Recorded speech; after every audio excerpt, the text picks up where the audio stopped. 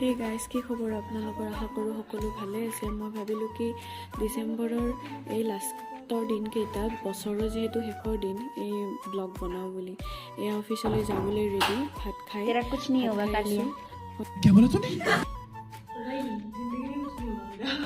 Pack কৰিলোঁ। Tiffin pack কৰি আমাৰ নিজৰ গন্তব্যস্থানলৈ যাব আৰম্ভ কৰিলোঁ।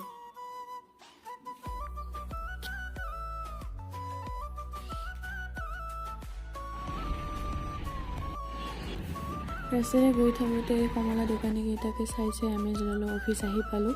এতিয়া ধৰিম আমি নিজৰ কামত।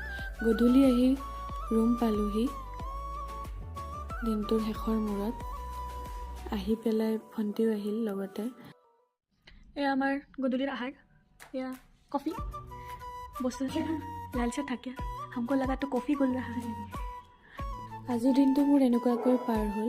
আশা কৰোঁ ভিডিঅ'টি চাই ভাল পালে। আকৌ লগ পাম অন্য এটি ভিডিঅ'ত। Bye bye.